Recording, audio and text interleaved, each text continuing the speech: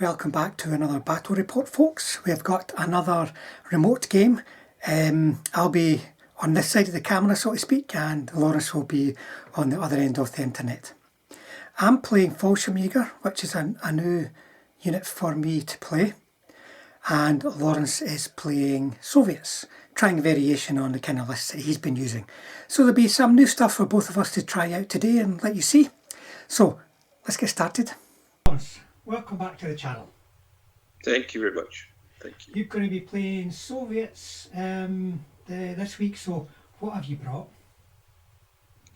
So I've kind of gone back to some Soviets. I've decided to go for a hero list, a T34 list, tank battalion. It consists of my little HQ, 76mm gun. I've then got 3 platoons of T34s. They consist of 3 with the 76mm gun and 1 with the 85mm gun. As part of that action formation, I've got 6 82mm mortars, and that brings me up to 49 points. The remaining part of the list is 4 76mm guns for some artillery. I have an observer. I have 4 little T70 tanks. I have gone for a storm group this time of infantry. I had a think about that because I had previously gone for ones that were getting hit on a 3 all the time, but these boys get hit on a 4, so hopefully they might last getting across the table for the first time. And just to conclude matters, I've got 5 T34s with the 85 gun, and that takes me to 100 points on the nose. And that last 5 T34s, they're just ordinary ones, they're not hero types. That's right. Well, I'll get them on the table and give folk a quick look at the list as well and see how it looks. And what I'm bringing tonight is my Falshirmjagers, which I've never really used before, but it's basically 2 platoons of Falshirmjagers and a company command. The Falshirmjager platoons have Fausts, command doesn't. There's no Shreks, couldn't stretch the points to Shreks. There's 4 of the medium mortars, the Stummels, 4 Pack 40s as part of the core formation. Then 3 Falshirmjager Stugs, 4 Panzer IVs, 3 Wesps, and a Panzer III Observer. Actually, I just had a quick conversation with Soren from Burning Bridges before we started tonight, and I realised when I told him what I was playing that I'm getting really predictable. I need to come up with some kind of new options, because it's Panzer IVs, Wesps, Pack 40s, so I've got to get my brain into gear and come up with something new. But I don't know how these Falshirmjagers will play.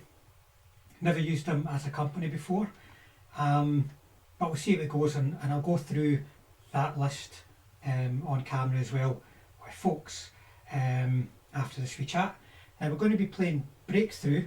I'll be defending, you'll be attacking, so I'm going to have to get my backside up and move towards the objective, but at least they don't go live until turn 6, so we've got plenty of opportunity for manoeuvre and such likes.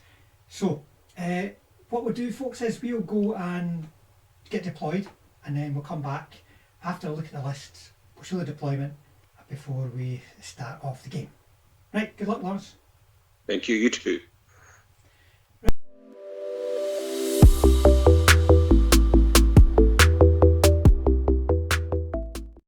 Here's the Falshirmjager formation I'm going to use. So it's got 1 formation in it plus support. So the Falshirmjager unit itself, you've got the company HQ, then 2 platoons of 7 with a Faust. No Shreks, because with the Faust added, that unit's already 11 points for 7 bases. So quite expensive. And no Faust on him either, because the points are needed elsewhere. So then they've got a mortar platoon, that's 4 of the Stummel mortars.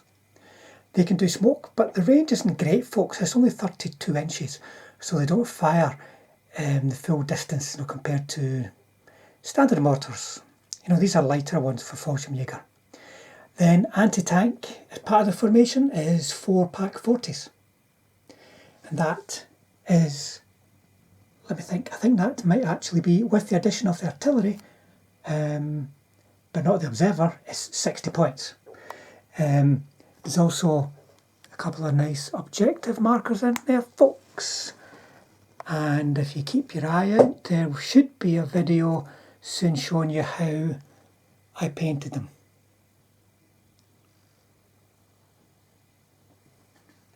And a little heads up, if you don't already know and you'll see more on the video, it's Boeda, if I said that right, that make these things. So, backing them up, you've got, as I said, the battery of artillery, which is 3 Wisps, and the observer. Now, when there's reserves, I can't have the observer on the table, unfortunately, folks, or I'm going to have to lose one of these units. The only way I could do that would be messing around and putting myself with just one unit of infantry on the table at the start. Doesn't necessarily appeal to me. There might be a chance where that will work, but not, I think, in this game.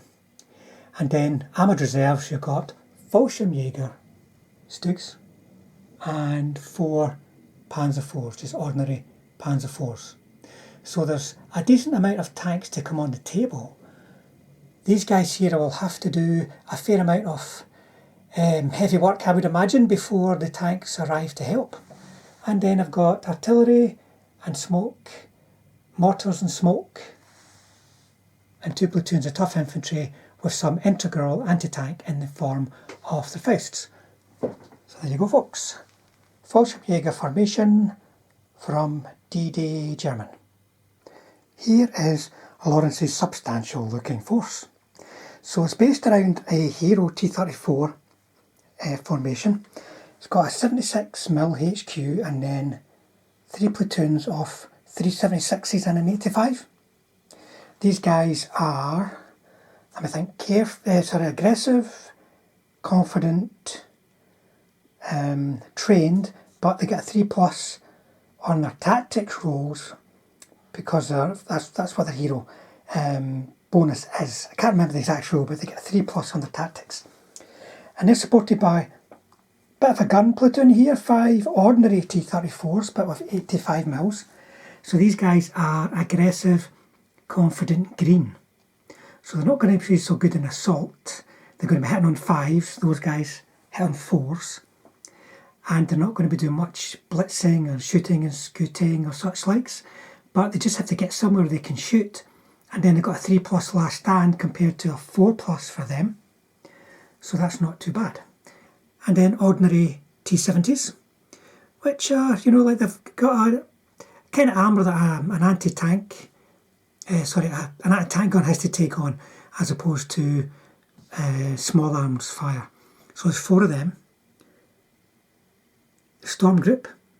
Now, I'm missing the mortar figure here. There should be a mortar with them. If you're not familiar with the Storm Group guys, these guys are careful, confident veteran. Or fearless veteran, actually. So they are hard to hit, and they've got submachine guns for 7 bases, then anti-tank rifle, heavy machine gun, and mortar. And you can add other things in, such as flamethrowers or another heavy machine gun. And they're hitting a 2+ in assault, which is very good. Then a 76mm artillery battery. I should point out this is the same points value as 122mm, and in terms of saving throws, skills and so on, they're both the same. I think Laurence may have just chosen this because he didn't have his books to hand. But 4 76s at the same points, 4 122s. These guys are firepower 4, I believe. And the 122s are firepower 3. And then a wee observer. And, this is part of the T34 Hero formation. 6 mortars. Should always bring these 6 mortars if you can, folks. They're good for bolstering a formation, but they also hit really quite hard. Re-rolling misses until you're down to 4 bases allows you to lose one as well. So a very effective artillery unit. But there you go, folks. Lots and lots of T34s. T70s as well, just to really up the ante for armour. A strong, hard to hit infantry unit and 2 template units. Laurence's T34 formations.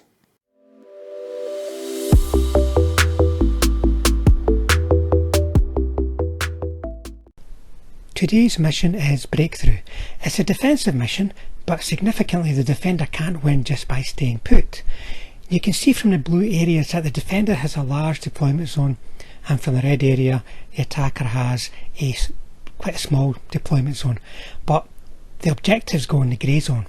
So the defender has to carefully choose their deployment zones based on where they're going to move to, as well as where they're going to start the game. So it's a bit tricky. And then the attacker has to fight their way through to the grey zone with the reserves coming on in the corner there, as you can see, diagonally opposite their own red deployment zone. And the defender's reserves come on in their own corners. Special rules for the attacker are flanking reserves, so they can get around that defender's line across the table. And for the defender, ambush and immediate reserves. And then winning the game, turn 6 is an important turn here, guys, and as much as the game cannot be won before turn 6, which allows the defender time to move over onto the objective and try and get themselves dug in before they get overrun. So, bit of a tricky mission for the defence. You have to be mobile, they've got to stick their necks out to get to those objectives in that grey area. Right folks, we have deployed.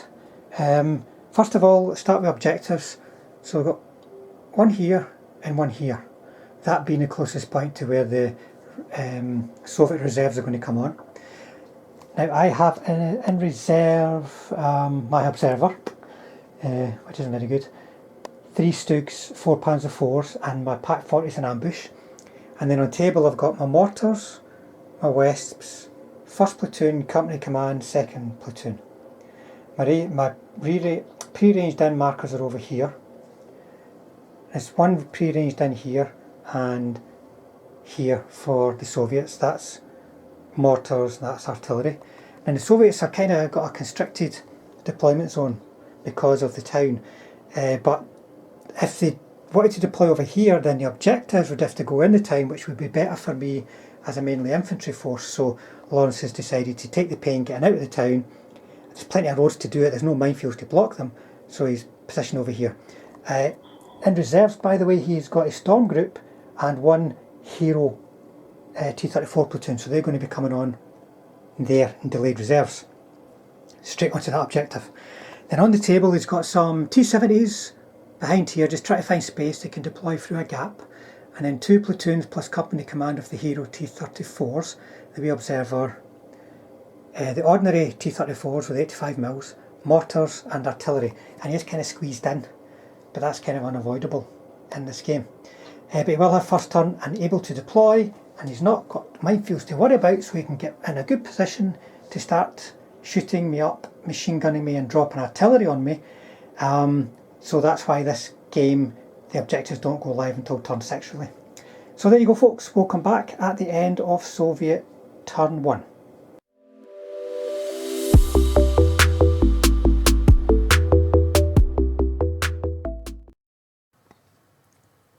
Soviet turn 1, so mostly movement that turn.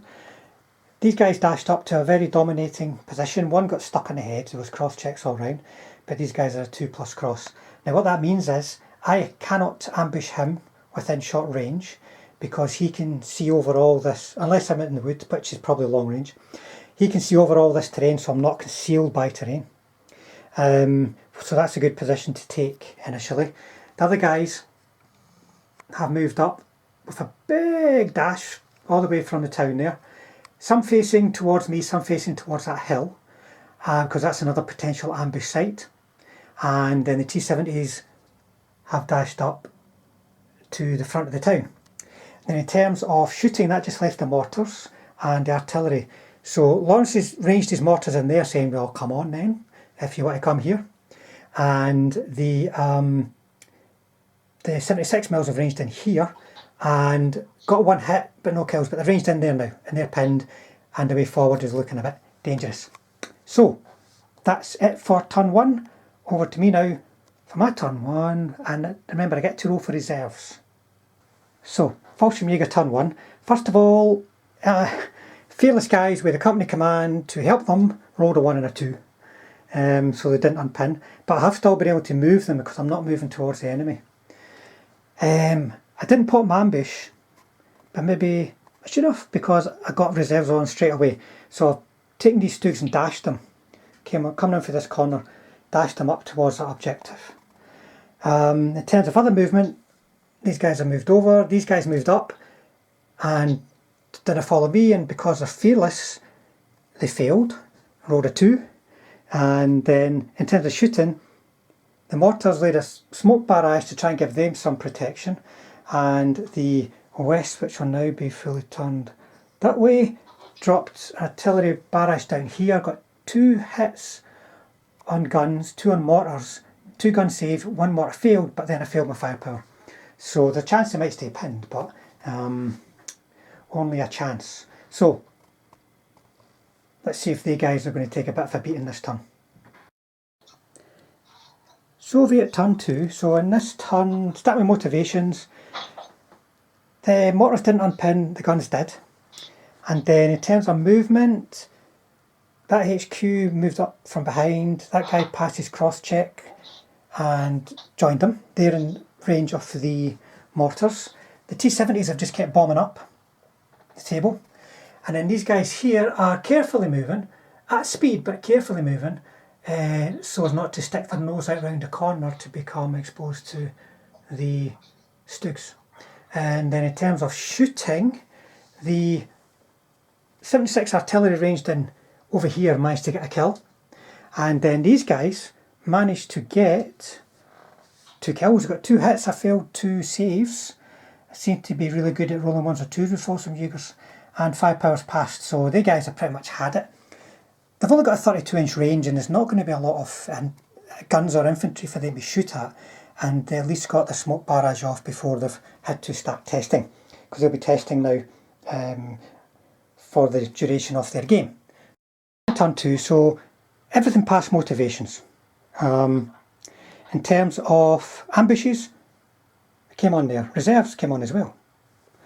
And then in terms of other movement, these guys managed a successful follow me to get into cover in the wood. The guys dug in.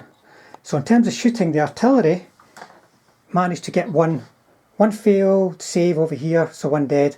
Another failed save on the mortars, and a failed 5 power again. And then the ambush managed to get 4 hits, needing 5s out of 8 shots. That was quite good. Unfortunately, that's where it started to go wrong. That one there was only ever going to be a potential bail, and that's what I got because I rolled a 5 for a save. That one failed, and I failed my firepower. That one failed, and I failed my firepower. And then that one died.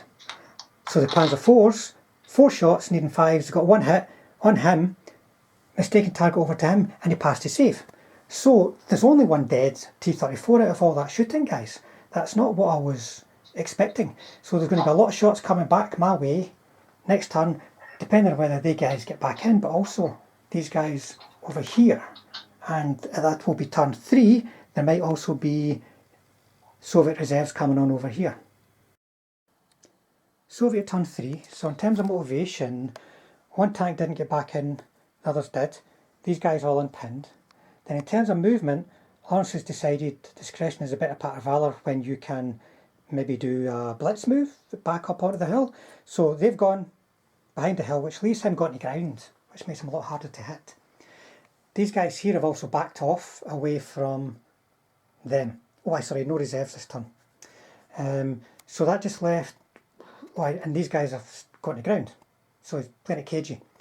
Let his artillery do some work, and they were very unlucky that turn. Otherwise they could have done a lot of work. The mortars, which I just can't see me kill, because of re-rolling misses, they've got 5 hits on that platoon, but they all saved. And then the howitzers, the 76 mils, got 3 hits, and I failed every single one of them, and then Laurence failed every single firepower. So the guys have lived a charmed life so far, but they've really stuck out in the open there under 2 artillery templates. So it's not looking great for them. if they just sit there, they'll start to lose, especially to those mortars, but then if they move they can get machine gunned to bits as well. So they're kind of stuck between a rock and a hard place. Gentleman turn 3, the motivations were all fine. The last reserve came on, which is just the, obviously everyone, I've sent him off that way. He's got a machine gun and there's infantry coming on over there. In terms of movement, a couple of Panzer IVs edged around to look past this hill. The other one stayed put. Company commander is legged over to that wood. Secondary command still being an observer. These guys, 2 stayed put and the rest have moved up to here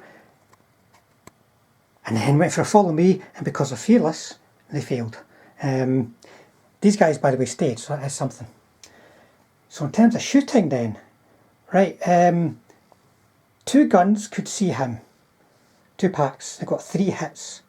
Well, he's actually, he is dead, he's not built out, sorry, he is dead. So this is another one of them dead, right? And then another 2 fired, needing various things, because some were in the open, some were concealed, got on the ground. Managed to get 2 hits on them, and then 2 failed, 2 failed firepowers.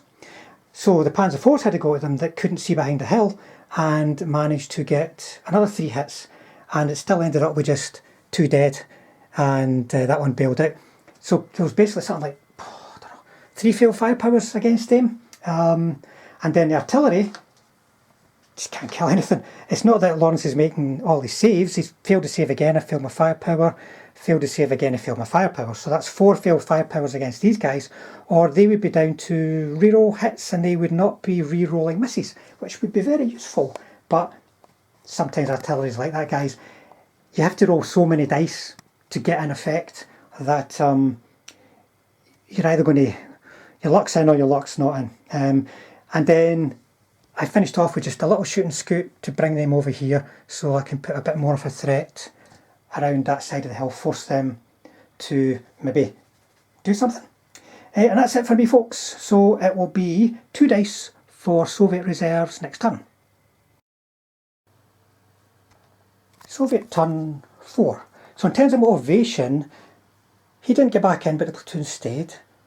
These both unpinned. And then in terms of movement, reserves. Both reserves arrived, but I won't show you that corner yet because it's quite interesting.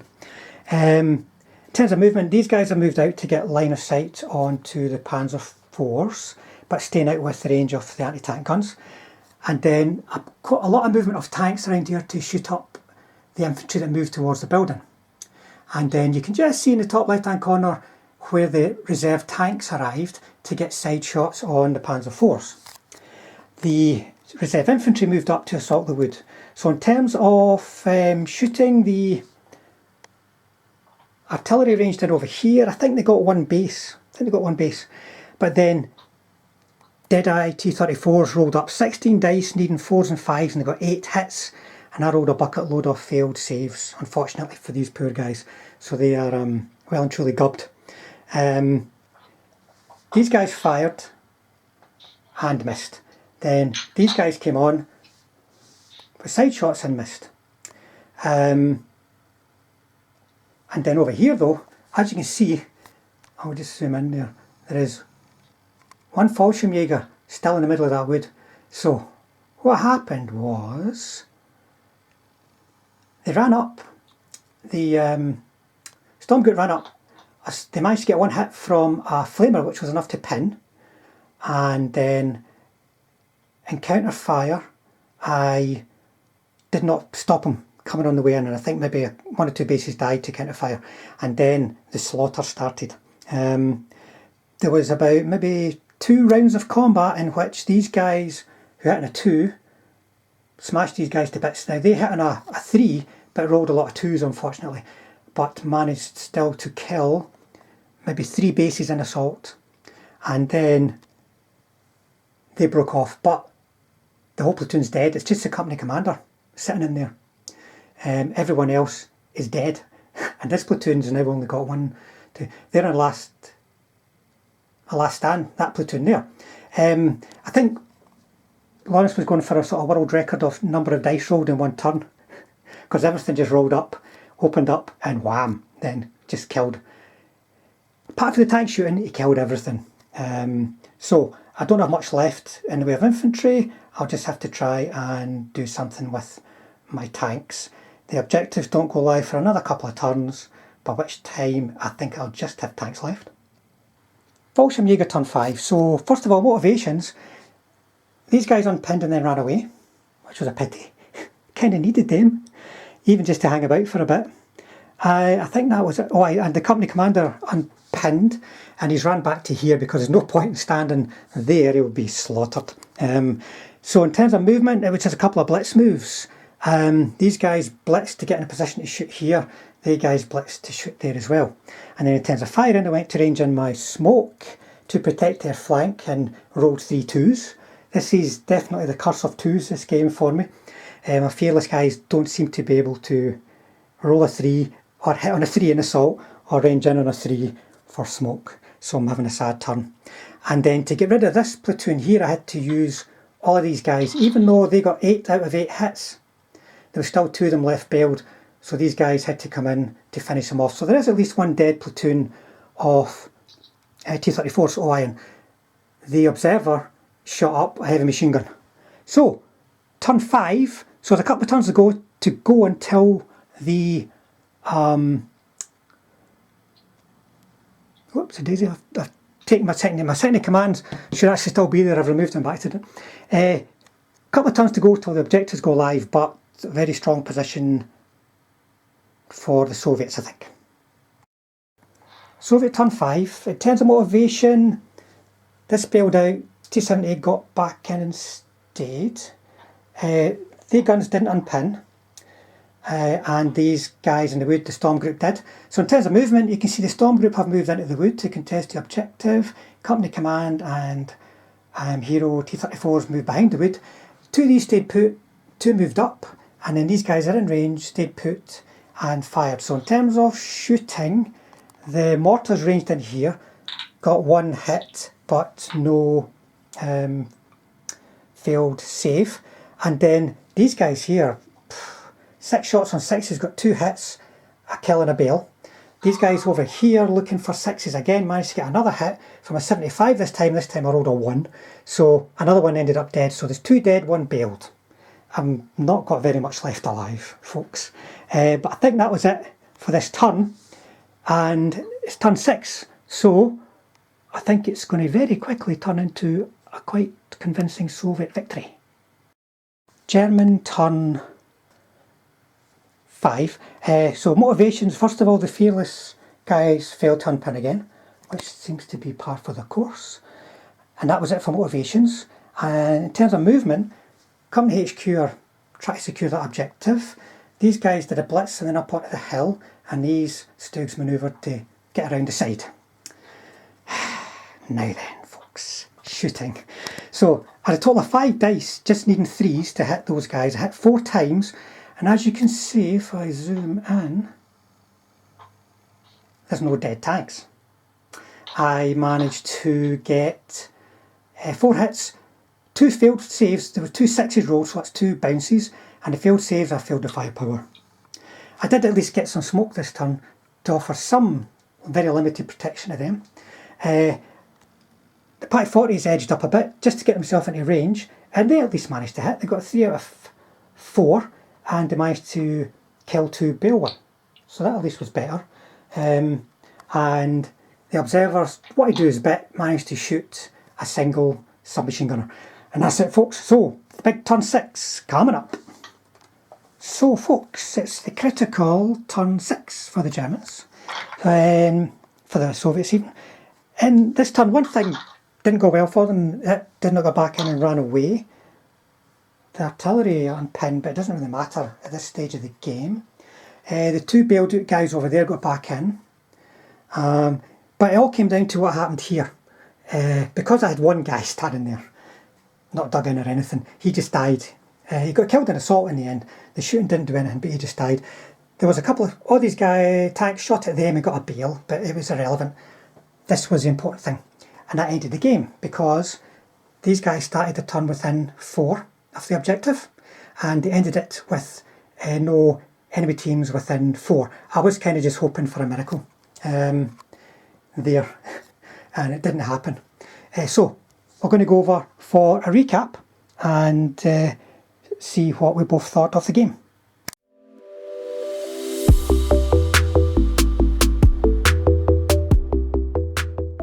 Laurence, I went for the hold of T34s again. To be honest, in that game I thought you were going to be too cautious. I thought, oh, what's happened here? He's not ran the T34s down my throat yet. But when they came out, so to speak, it was just so many dice getting flung at me, and at the same time as your storm company arrived as well. That was quite brutal. I really well, I think I kind of maybe was a wee bit more reserved because I knew that like objectives turning live turn 6 kind of made me not really want to go out initially, because you pack 40s, tanks. I think that I chose wisely, predominantly with having that infantry in reserve, because they would have died getting across the table. But it would then given you a choice, to be fair, whether or not you would go for the infantry or to my artillery, as to what you would maybe shoot at. Fortunately for me, your dice rolls against my artillery were not on the winning side. But in essence, I just wanted to kind of hold back a little before I knew I was getting the reserves on, and that's when I would want to kind of give the push to kind of give you lots of targets to choose from. But in essence, it would hopefully bring you out in the open, whereby I could ensure that you would have to come out. I think it was a good mission. I enjoyed it on the basis because you would have to move across the table, so it wasn't too stationary, and it was more of a kind of, in essence, just really like that both players were having to move and think and attack and defend as well in certain stages. So it was a really good game. I enjoyed the mission. I do enjoy playing Russians. There's no denying it. I think they are, as much as they are, that could have been so bad. I think you had failed 8 firepowers or something. So in essence, it could be a big burn and wreck. But in essence, it's glory to the motherland tonight for me. Well, I failed 8 firepowers, but I was always going to fail some. For me, I think the big points in that game was my infantry running away in the middle, fearless infantry running away, and then my smoke not ranging in. That just totally destroyed the middle of the table and allowed you to get my Panzer infantry went, and then you gutted my Panzer IVs. So I think it was a toughie, because you only really had that one platoon on the objective that was close to my deployment, and I guess you needed to keep your tanks and what alive. So they were in a good place though. If they'd two of them that were in the open got 2 hits each and both failed the saving throws, so if they had survived, then I would have been quite comfortable in the middle of the table. That would have given me time to move my tanks around. One more turn, I kind of thought that you would just jump into the buildings and that would be it. Too far away from the objective. I just had to get there and try and dig in, I'd rather get there, stay alive, and then try and dig in. And I never quite managed the staying alive part. So it was a good game. There was lots of things going on. You did everything right. I did a lot of things right. The dice decided a lot of what was going to happen, but the most important thing is doing it right in the first place. And if you do it right, then you're certainly going to deserve the win. It doesn't matter what the dice say. If you do the right thing, you're going to deserve the win. I was humming and hawing because I was just frustrated. I feel like probably how Peter felt in his last game against me. Like when he never ranged in with his smoke barrage at the critical time and things like that. You get games like that. But the important thing is that you just find everything out in one go. When you reserved the ride, everything came out, and just shots flying everywhere. You're bound to do damage in those situations. if I had done some damage back, it might have kept the game going on a bit, but I think you were still in a strong position whatever happened. One thing I could have done different that would have made a difference if I'd have stayed alive is put my T34s a bit further forward. I kept them out of the range of your mortars, which meant you could keep out of my range but still contest the objective. Yeah. I think, like, obviously, if you did bring them forward, they would be #1 target for me to artillery for both. When they probably would have died then, but I probably still had to do it. You know, your artillery didn't have much else to shoot at after that, because all my infantry were gone anyway. They died. I know. I think my artillery wasn't really positioned very well. I knew I had to get pretty much my mortars as far, as close as I could get them because of the short range, and I knew you would probably be departing towards the other end of the table. But and my T70s, I don't really know what I was planning for them. I think just being a nuisance. A lot of soft targets for them. They're just like 4 points for 4 tanks. They can be quite handy, you know, run around. But in this mission, my infantry were either too far away or dead, so they never really got a chance to do anything. But that's still a good unit, I think. Yeah, I think that, you know, a point a tank is can go wrong because, you know, if I had initially maybe thought to kind of run down the side to come round the back of your deployment zone to get your wesps and stuff like that, which I think they're probably the best at doing. So that was one for next time. Well, anyway, there you go, folks. That's a win for Laurence. A thumping for the poor Falshirmjagers and their Panzer IVs and their Stugs. But, you know, swings and roundabouts. I've won the last couple. I've lost this one. That's the way it goes, folks. But thanks for the game, Laurence. Thank you ever so much, Frank. All the very best. And thanks to everyone for watching, and as always for subscribing. And if you'd like to subscribe, please hit the button to help us build the channel and bring this to other players who enjoy the game. And as always, if you hit the bell button, then we'll definitely see you on the next one. Cheers, Laurence. Cheers, thank you.